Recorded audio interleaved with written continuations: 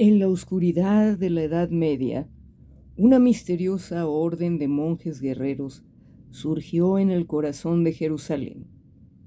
Su misión oficial, proteger a los peregrinos en Tierra Santa. Pero ¿qué secretos ocultos llevaron a los templarios a convertirse en la organización más poderosa y temida de la época? Bienvenidos a Revelaciones Ocultas Loranca, donde hoy conocerás los orígenes ocultos de los caballeros templarios. Los templarios, fe y espada del catolicismo. Los templarios son a su vez leones de guerra y corderos del hogar, aguerridos caballeros en el campo de batalla, monjes piadosos en la capilla, temibles para los enemigos de Cristo, la suavidad misma para con sus amigos. Jacques de Vitry. Los años que transcurrieron entre los siglos XI y XII después de Cristo fueron marcados por diversas expediciones contra los fieles del Oriente musulmán, a las que se llamaron cruzadas.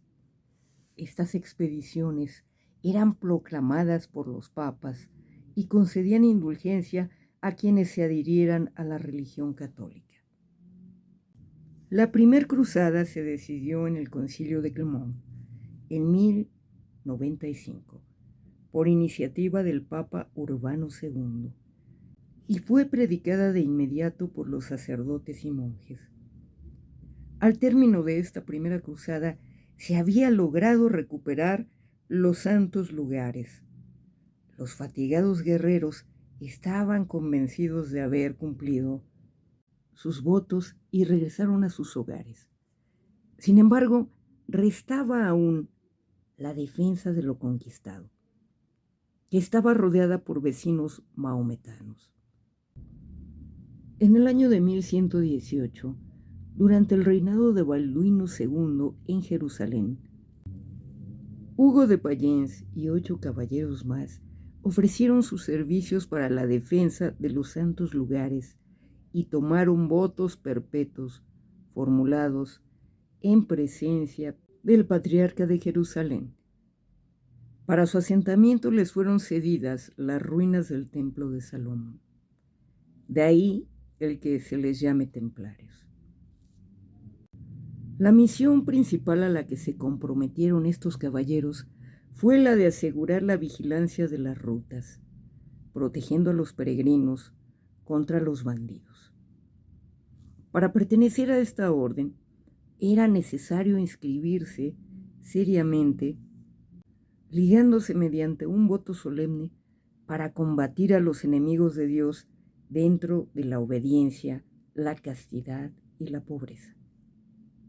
Una vez asentados y constituidos los templarios, su patriarca, Hugo de Payens, viajó a Troyes para dar a conocer la nueva orden y en 1128 fue fijada la regla de la Orden del Templo, de inspiración benedictina. Durante los primeros años de esta misión, Payens no logró atraer muchos caballeros, pero conquistó a San Bernardo, fiel a la teoría agustina de las 2 espadas, la temporal y la espiritual. Quiso verla utilizada por el Vaticano y sus adherentes. Sin lugar a dudas, logró su objetivo, ya que gracias a su apoyo y el de la Iglesia, los templarios lograron conquistar sus ideales.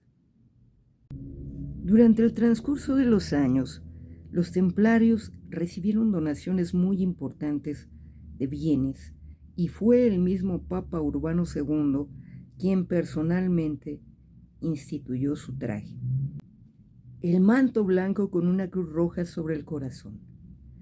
Sustentaban privilegios que otras órdenes comenzaron a envidiar, como de percibir para ellos los diezmos, estar exentos del pago de impuestos, la independencia con respecto al clero secular del lugar y también la posibilidad de establecer iglesias con capellanes elegidos directamente por Roma. Estos entre otros. Los templarios no podían ser juzgados sino por el Papa, quien al estar tan lejos los dejaba como jueces de sus causas. La autoridad del Papa solo tenía lugar por causas exteriores. Los hermanos dependían exclusivamente del gran maestre a quien se tenía como su superior. Los templarios se habían ganado la confianza de la comunidad debido a la observancia de sus leyes y a la honestidad de sus integrantes. De esta manera, varias personas comenzaron a depositar su dinero dentro de los templos de esta orden a fin de mantenerlo en un lugar seguro. Asimismo, utilizaban el templo como una oficina de cambios. Esto es, gracias a que tenían templos en varias ciudades, los que partían hacia Tierra Santa, en lugar de correr los riesgos de transportar dinero, hacían en Europa un depósito en una de las casas de la orden y cobraban la suma equivalente en Palestina a la presentación de un recibo. Como he mencionado anteriormente, los integrantes de esta orden eran presididos por un gran maestre y dirigidos por el capítulo general, formado por los demás destacados miembros de la agrupación.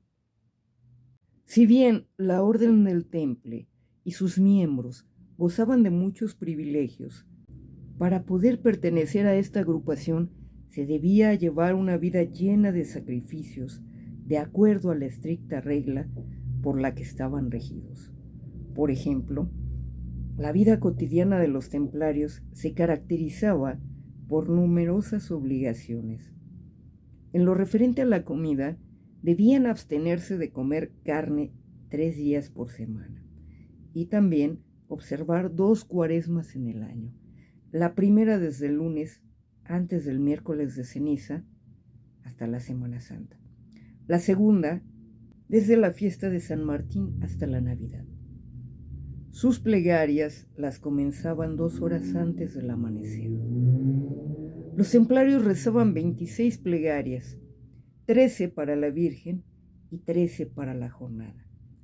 Después, 30 plegarias para los muertos y 30 para los vivos. Al despuntar el alba, asistían a misa.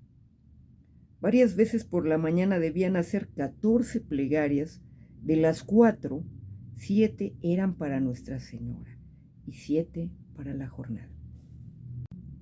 Se decía que los caballeros eran iniciados a través de una ceremonia íntima que tenía lugar en la capilla del castillo. El secreto que envolvía las ceremonias templarias daba a la orden un aire misterioso y propició rumores malintencionados infligidos por adversarios. La regla también comprendía un código penal. Estaba absolutamente prohibido alejarse del templo, beber vino o cualquier bebida alcohólica, jugar, herir, matar, echar a perder un esclavo o una bestia. 9 casos implicaban la expulsión de la orden: el uso de la simonía, pagar, en el acceso a la orden, el informar de cosas relativas al capítulo, el homicidio de un cristiano, el robo, la traición por huida en el campo de batalla contra los sarracenos, la herejía, la mentira y la sodomía. La condena podía llegar a ser de cadena perpetua en alguno de los castillos fortificados. En el caso de descubrir dinero entre las pertenencias de un hermano difunto, su cuerpo no recibía el servicio fúnebre establecido. Se prohibía hacer plegarias por él y era enterrado en tierra profana, como era la usanza con los esclavos. El mismo gran maestre podía ser tratado de la misma manera si se descubría el haber dispuesto personalmente de sumas no recuperables sin informar al capítulo. Los templarios tenían comandancias en todos los estados, Sus castillos y templos eran excepcionales. Hoy, tan solo en algunos casos, quedan las ruinas. Safed, construida en el año de 1140, Krak del desierto, en 1143, y el más notable e importante de todos, el Castillo Peregrino, erigido en 1217. La vida de los templarios estaba llena de contrastes en estos castillos, que eran a su vez monasterios y cuarteles de caballería. Durante los 200 años de vida de esta orden, creció en poder y fuerza. Logró extenderse por Europa y el Mediterráneo, desde el Reino Latino de Jerusalén hasta el mar tenebroso de las Islas Británicas. Una vez terminada su misión en Oriente, los templarios continuaron su lucha en España, que por ese entonces estaba bajo el poder de los árabes. Mientras tanto, las evidentes concesiones de que gozaban en relación con otras órdenes situadas en Jerusalén, como los llamados hospitalarios, se tradujeron en envidias y francas oposiciones. Esta inoportuna interferencia de las órdenes en el gobierno de estas tierras solamente sirvió para multiplicar las disidencias internas. En momentos en que el temible poder de Saladín amenazaba la existencia del reino latino. Algunos historiadores atribuyen la caída de Jerusalén a la responsabilidad directa de los templarios. Aunado a esto, su poder económico y militar comenzó a incomodar al rey de Francia, Felipe IV, llamado el Hermoso, quien de inmediato hizo nombrar papa a su amigo de la infancia, Bertrand de Gaulle, quien asumió el papado bajo el nombre de Clemente V, y se dice que juntos planearon la disolución de la orden. Es así como comienzan a tejerse y a propagarse los relatos tergiversados sobre la moral y el comportamiento de los templarios, y la palabra herejía surge por primera vez adornada de todo tipo de aberraciones y blasfemias. En el principio del fin se inicia el viernes 13 de septiembre de 1307, cuando Felipe IV ordenó el arresto de todos los templarios, acusándoles de herejes. Un mes más tarde, el Papa Clemente V, instado por el rey, autorizó a todos los monarcas a detener a los templarios y a confiscar sus propiedades. El 19 de octubre, el gran maestre de Molay fue arrestado, pese a haber acompañado al rey a los funerales de la condesa de Valois. Los detenidos fueron acusados de proferir insultos a la cruz, omitir la palabra consagración durante la liturgia, la adoración de una falsa imagen de Dios y las prácticas homosexuales, atribuidas por la imagen de su sello, que contiene 2 caballeros montando un mismo corcel.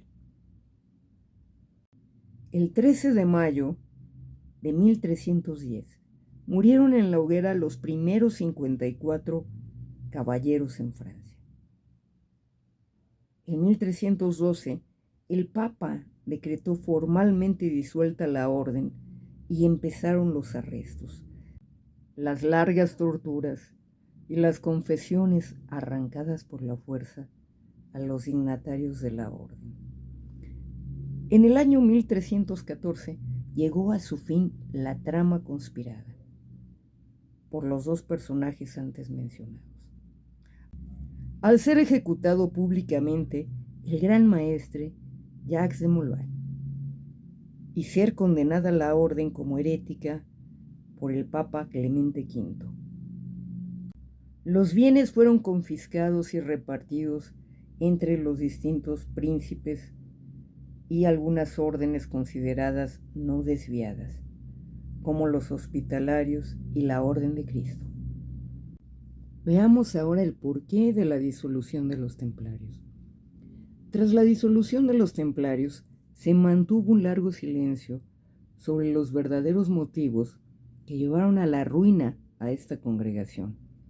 Existen infinidad de los motivos imputados a estos hechos. Desde los antes mencionados, económicos y políticos, del rey de Francia y el Papa Clemente V, como por causas de franca herejía de sus congregados. Sin embargo, investigaciones prácticamente recientes del siglo XVII hasta la fecha dieron una nueva luz y también nuevas razones al misterio en que la orden estuvo envuelta.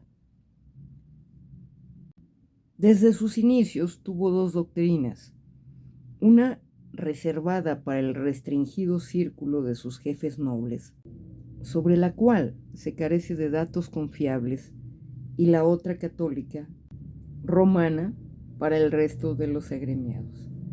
De esta manera, la organización templaria funcionaría a dos niveles: la minoría esotérica, dirigente, y la mayoría, guerreros y servidores. Durante sus últimos años, las conductas del Temple diferían bastante de las marcadas por la Iglesia, y desde el punto de vista de esta, había nacido realmente la semilla de la herejía. Estos caballeros tuvieron contacto con influencias musulmanas y comenzaron a involucrarse en una corriente de pensamiento esotérico. Específicamente, se piensa que adoptaron algunas de las doctrinas de la secta ismaelita de los asasís, la más legendaria, y que en su origen era más bien la secta de los Ashashim, mejor conocida como los asesinos. Su célebre fundador, el anciano de la montaña, se distinguía porque, sin moverse de las alturas de su castillo de Alamut, dirigía todas las acciones de aquella.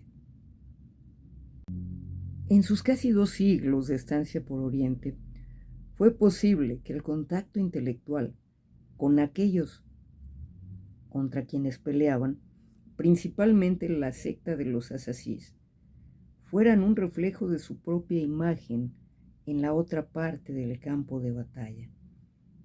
Esta secta era de carácter iniciático y su estructura y organización se parecía al propio temple. Incluso su vestimenta tenía los mismos colores: manto blanco ceñido por un cinturón rojo. La orden de los asesinos, al igual que la de los templarios, tenía entre sus objetivos custodiar y salvaguardar los santos lugares de los musulmanes, que eran los mismos del cristianismo. Esta peculiar orden era depositaria de una sabiduría gnóstica altamente desarrollada. Se cree que en consecuencia del contacto mantenido con esta tendencia oriental, germina la semilla gnóstica que posteriormente le fue atribuida al temple.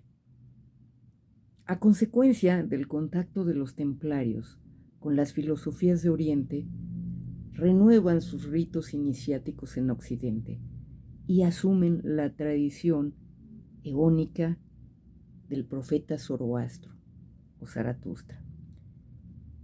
Es en ese momento que asumen la protección simbólica del Santo Grial y consideran su misión evangélica por encima del catecismo de la Iglesia romana, incorporando las tradiciones celtas, idealizadas a través de las leyendas de los míticos personajes de la corte del rey Arturo y sus caballeros de la mesa redonda, ya que se ven profetizados en uno de los principales libros de estas narraciones, Parsifal, en donde el autor nombra a los guardianes y defensores del Santo Grial bajo el nombre de Templation, es decir, templarios. se convierten en seguidores de la perfección y se apartan de la Iglesia Católica. Pretenden nacer con los tiempos y permanecer en cada una de las etapas de la historia. Finalmente decretan: la Iglesia es la casa de Cristo, el templo, la del Espíritu Santo, y su tarea consiste en la reconciliación de todos los tiempos y el gran pensamiento de la unidad divina.